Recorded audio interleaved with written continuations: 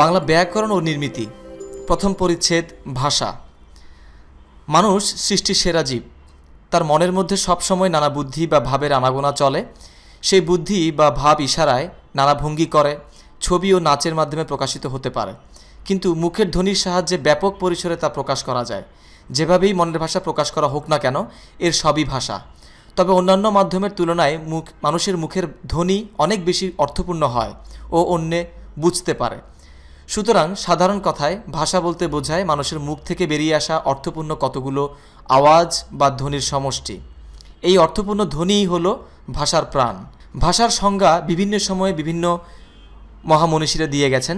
ভাষার সংজ্ঞা দিতে গিয়ে ডক্টর সুনীতি কুমার চট্টোপাধ্যায় লিখেছেন, মনের ভাব প্রকাশের জন্য বাকযন্ত্রের সাহায্যে উচ্চারিত ধ্বনি দ্বারা নিষ্পন্ন কোনো বিশেষ জনসমাজে ব্যবহৃত স্বতন্ত্রভাবে অবস্থিত তথা বাক্যে প্রযুক্ত শব্দ সমষ্টিকে ভাষা বলে।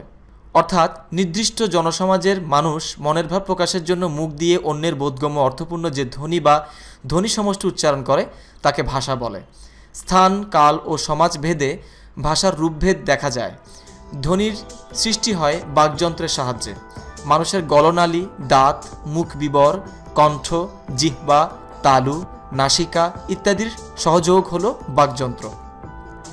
এই যে আমরা দাঁত, মুখ বিবর, কণ্ঠ, জিহ্বা, তালু, নাসিকা ইত্যাদি উচ্চারণ করলাম, ভাষাতে এই সকল শব্দগুলোর বা শব্দগুচ্ছগুলোর উচ্চারণ খুব ইম্পর্ট্যান্ট, খুব জরুরি। তোমরা মনোযোগ দিয়ে তা উচ্চারণগুলো শুনবে এবং সেভাবে উচ্চারণ করার যথাসাধ্য চেষ্টা করবে। যত সুন্দরভাবে উচ্চারণ করবে, তোমার ভাষাকে বলার বা ভাষাকে এক্সপ্রেস করার, আরেকজনের সামনে উপস্থাপন করার তোমার মধ্যে একটি অদ্ভুত গুণাবলী তোমার মধ্যে চলে আসবে এবং সেটা প্র্যাকটিস করতে থাকবে। যে কোনো ধ্বনি বা আওয়াজই ভাষা নয়। তুমি হঠাৎ একটা আওয়াজ করলে, চিৎকার করলে, এটা কিন্তু ভাষা নয়। সেখানে অর্থ এবং অর্থের ধারাবাহিকতা থাকা চাই।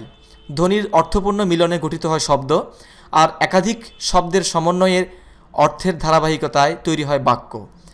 পশু পাখির ডাক ও মানুষের ভাষার মধ্যে পার্থক্য এখানেই। মানুষ একের পর এক অর্থবোধক শব্দ জুড়ে বাক্য তৈরি করে, বাক্যের পর বাক্য সাজিয়ে একের মনের ভাব অন্যের কাছে প্রকাশ করে। এই ক্ষমতা পশু পাখির মধ্যে নেই। পশু পাখি নানা আওয়াজ করে ঠিকই, কিন্তু তা ভাষার ধ্বনি। শব্দ বা বাক্যের মতো কোনো বিষয় বা ধারণাকে ধারাবাহিকভাবে স্পষ্ট করতে পারে না। সেজন্য পশু পাখির ডাক ভাষা নয়। স্থান, কাল ও সমাজ ভেদে ভাষার রূপভেদ হয় বলে পৃথিবীর সব দেশের সব জনগোষ্ঠীর মানুষের ভাষা এক নয়। আবার একই ভাষার 1000 বছর আগের রূপ আর আজকের রূপ হুবহু মেলে না। যেমন বাংলাদেশের অধিকাংশ মানুষের ভাষা বাংলা, কিন্তু ইংল্যান্ডের মানুষের ভাষা ইংরেজি, ফ্রান্সের মানুষের ভাষা ফরাসি, চীন দেশের অধিকাংশ মানুষের ভাষা ম্যান্ডারিন ইত্যাদি। আবার বাংলাদেশে বাংলার পাশাপাশি চাকমা জনগোষ্ঠী নিজস্ব চাকমা ভাষায়, গারো জনগোষ্ঠী তাদের আচিক ভাষায় কথা বলে। 500 বছর আগের বাংলা ভাষা এবং আজকের বাংলা ভাষাও হুবহু এক নয়।